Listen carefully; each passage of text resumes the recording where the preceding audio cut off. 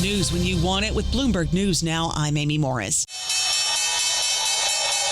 And there's your closing bell for this Thursday on Wall Street, where stocks moved higher as trade tensions cooled between the U.S. and China on word that the meeting between Presidents Trump and Xi set for next week.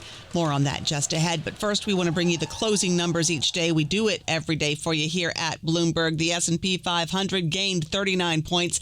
NASDAQ gained 201 points. The Dow gained 145 points. The 10-year Treasury yield at 4% and the 2-year yield at 3.48%. Ford plans to dial up production of its top-selling F-Series trucks next year to recover some lost output after a fire at a key supplier. Ford cut its adjusted guidance for the full year. That guidance missed the average analyst estimate. Shares of Ford are down more than 3.5% in the post-market.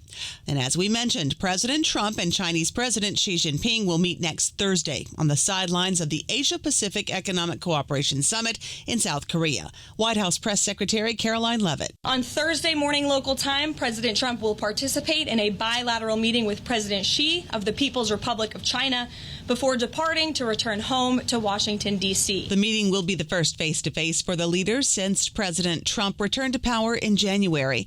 It comes as a trade truce between Washington and China is set to expire November 10th. Trump has said direct talks with Xi are the best way to resolve lingering issues between the countries, including tariffs, export curbs, and geopolitical flashpoints such as Taiwan.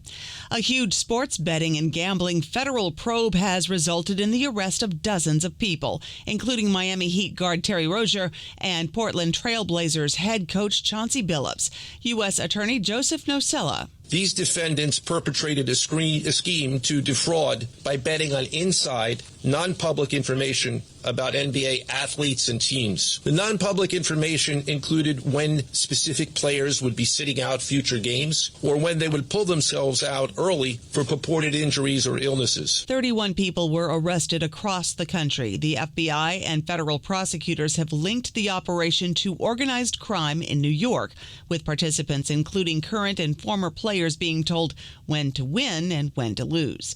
President Trump has now demolished the entire east wing of the White House to build a ballroom.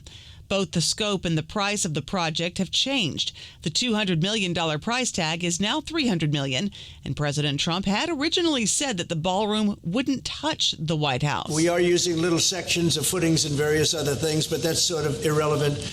In order to do it properly, we had to take down the existing structure. The demolition work has drawn criticism. The National Trust for Historic Preservation urged the administration to pause demolition until plans for the ballroom go through legally required public review processes. Trump says he and his donors, including Amazon, Google, Apple, Meta, and Microsoft, will foot the bill for the ballroom. The U.S. government shutdown now 23 days long. Transportation Secretary Sean Duffy says you'll likely see more flight delays and cancellations as the already inadequate number of controllers is further reduced. Safety is paramount for us. If we don't have the staffing levels, you will see us delay traffic. You will see us cancel flights.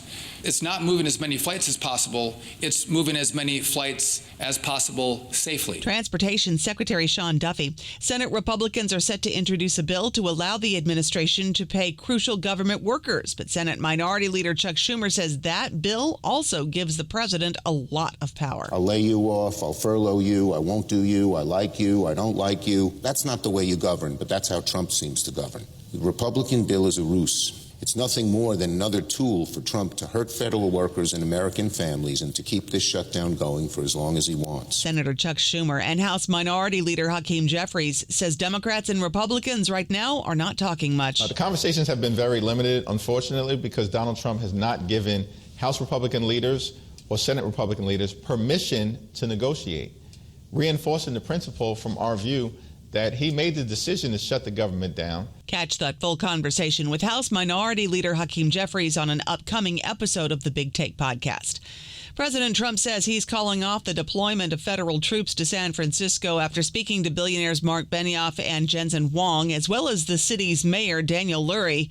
Now, Trump's plans had drawn rebukes from Governor Gavin Newsom and other Democratic leaders, but Lurie says he would welcome continued partnerships with federal law enforcement to address issues like drug trafficking in the city. That's news when you want it with Bloomberg News Now. I'm Amy Morris. This is Bloomberg.